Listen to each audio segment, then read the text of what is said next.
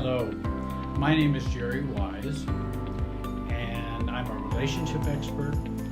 I've been helping individuals, couples, and families for close to 40 years now.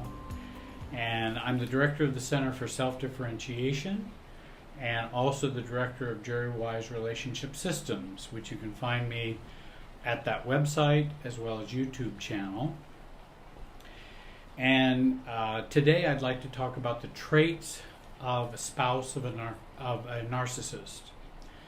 I'm fortunate enough to be out here at the Omni Resort in Paradise Valley, Arizona.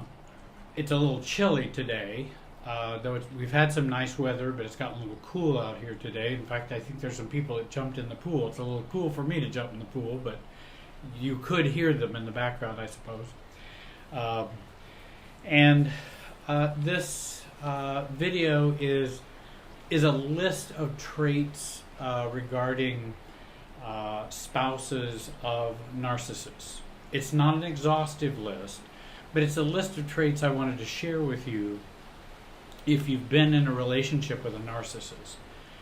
And I wanted to also say this video is for those who have been in a relationship with a narcissist all the way. There's a continuum of narcissism from malignant narcissists way down here on this end all the way down to someone who has the traits of narcissism but not full-blown personality disorder.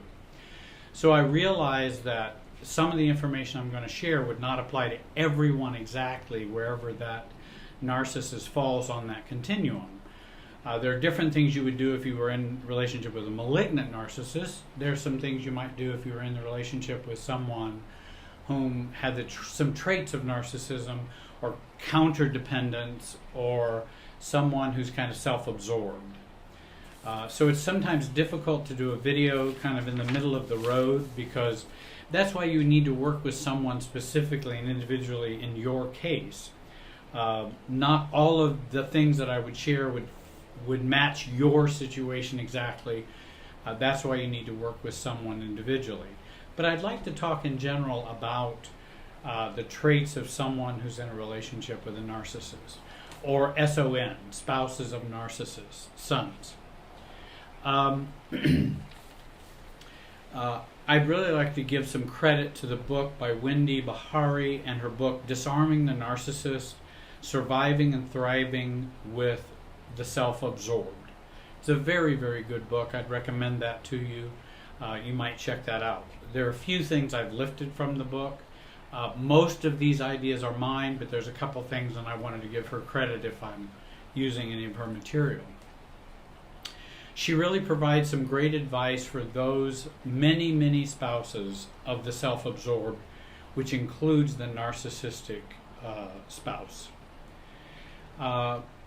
There's many things I'd like to reshare from her work and several of my own, as I've said. I've worked with many spouses who are married to the very self-absorbed, and to those who have had narcissistic husbands and wives, boyfriends, girlfriends, even friends, pastors. Narcissists are everywhere and can be in any part of our society. It can be difficult to deal with them. This is for the spouses of someone who's in a deep relationship with a narcissist. So what are some of the traits of a spouse of a narcissist? Well, spouses find narcissists to love and to resolve their childhood issues. We find narcissists to try to work out our childhood and past material that's within us, unconscious material, psychological material, and we hook up with a narcissist, and we repeat the patterns again from the past, but it also is a warning to us and a way that the universe helps us to begin to work on those issues, because we're in a very difficult relationship and we need to face those issues. So spouses, again, are attracted and love narcissists to try to work out some of those issues. And I hope that the spouses will see it that way. Second of all, spouses of narcissists may be very strong people. They suffer from low self-differentiation. They don't have a lot of self in there. And for them, enmeshment or fusion or codependency is very easy. Whereas autonomy and detachment and separateness is very difficult emotionally for spouses of narcissists. Thirdly, spouses have few, if any, personal boundaries. They either don't feel they're worthy of having boundaries, or they don't feel they can even keep them or declare them. They will often be used, disrespected, abused, ignored, disempowered, but cannot draw a line in the sand that they can keep. And they become very frustrated about that, sometimes can become very hopeless, and it can be very difficult for them to keep up a positive outlook when they just feel that they cannot set those boundaries with the narcissist. And again, it's not because they're weak or soft or uninsightful or stupid or dumb. It's because of none of those reasons. It is due to their own emotional field, which is that unconscious part of us, and the family of origin past which we have grown up in, and those unconscious, unresolved issues is why we can't set and maintain boundaries. So the bad news is we can't set and maintain boundaries. The good news is if we resolve some of those issues, we will begin to organically set boundaries, become stronger, and begin to work our way out of a very difficult situation. Fourthly, spouses of narcissists have a bent towards dissociation and observational blindness. And that dissociation is learned early. And we have learned just to leave our reasoning, to leave our thoughts, to leave our awareness, and even, in severe cases, to leave our bodies. Dissociation is we just take off from ourselves because it's so painful and so difficult. Whereas observational blindness is not seeing our own part in the relationship pattern and how we pretzeled together, this pretzeling between us and the narcissist. And we don't see that and we don't understand that. And so with that observational blindness, we'll make poor choices and think this is the right way to go or this is what I should do, when really that's not a good solution. That solution is coming out of our pretzel life in which we're all intertwined with the narcissist.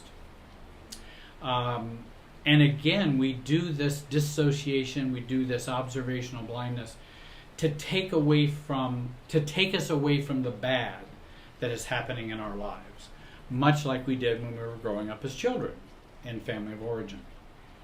Fifthly, spouses of narcissists feel trapped in entanglements and triangles with kids, because they have kids with the narcissist.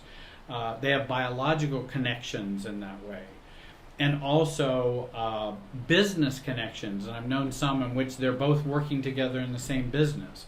Well, now we've got even that connection. And how can I deal with the narcissist now that I have kids, now that we're in business together, and all these kinds of things with a family business. We have emotional triangles and entanglements with in-laws, family of origin, from each of us, our friends, the flying monkeys that come in from all over places. And so we end up with many loyalties, and it's hard to see the forest for the trees because we've got so many different entanglements going on all at once. It seems very, very overwhelming. And we also may have some positive relationships with the narcissist family.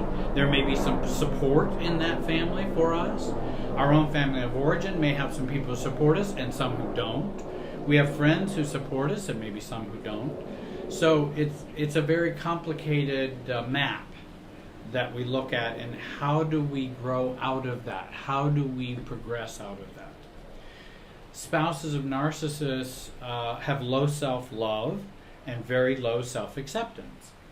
They are very harsh with themselves. They're very critical. They're very hard on themselves, and also they don't know about how to love themselves.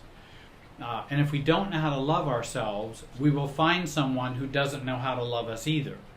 If we don't know how to love ourselves, then we'll find somebody who doesn't know how to love us either. I wanted to repeat that. Seventh, spouses of narcissists tend to be other-focused or caretakers. They're the worriers.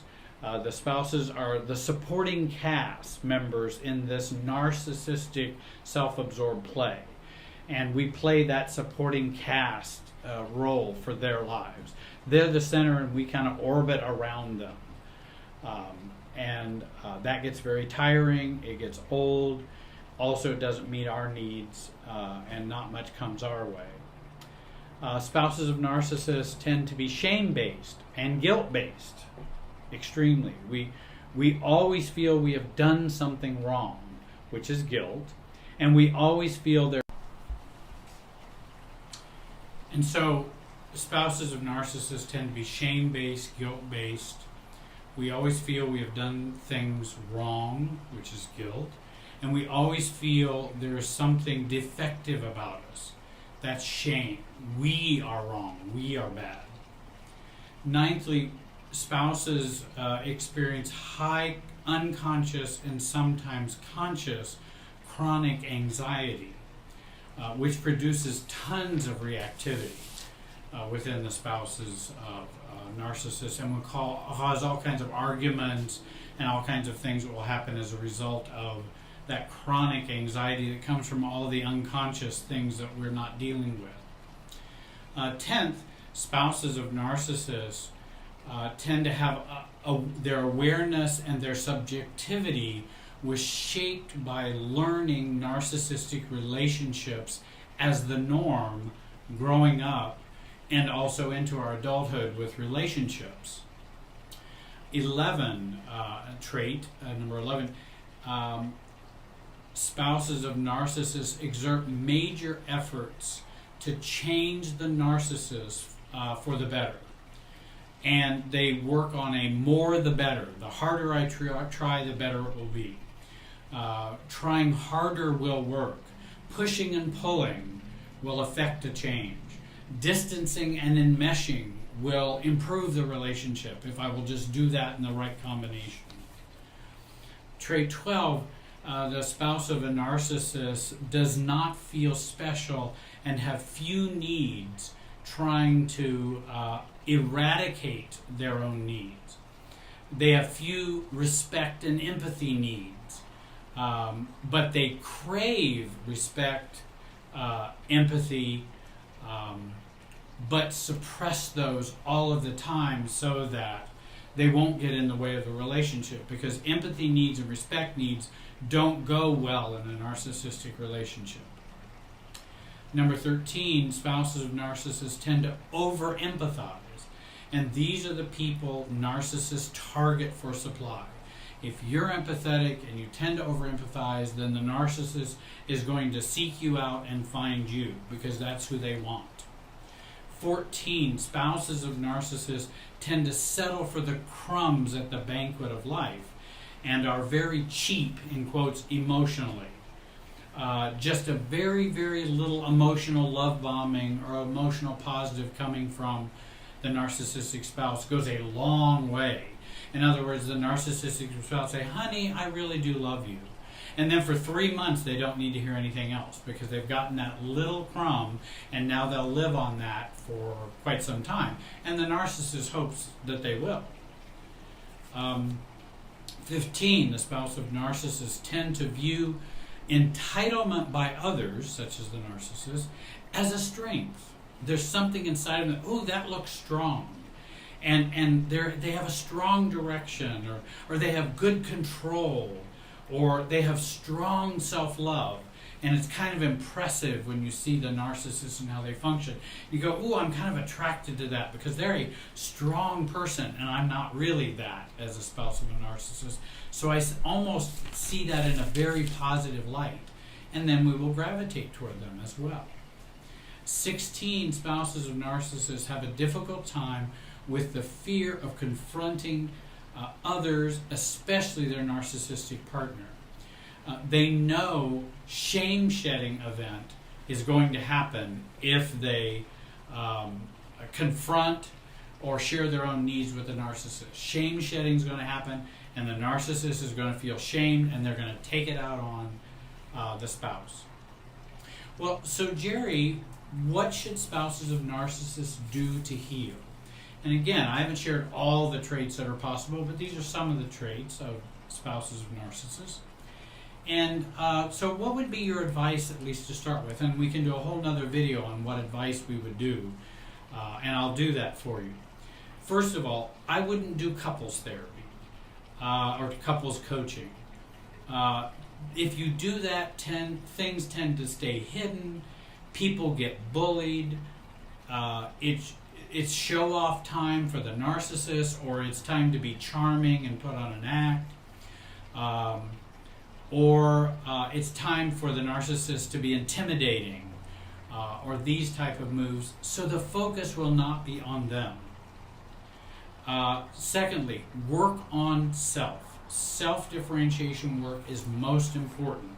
You can begin to read Jenny Brown, Growing Yourself Up, Harriet Lerner books, and books such as those that will help you begin to focus on real self-differentiation. Thirdly,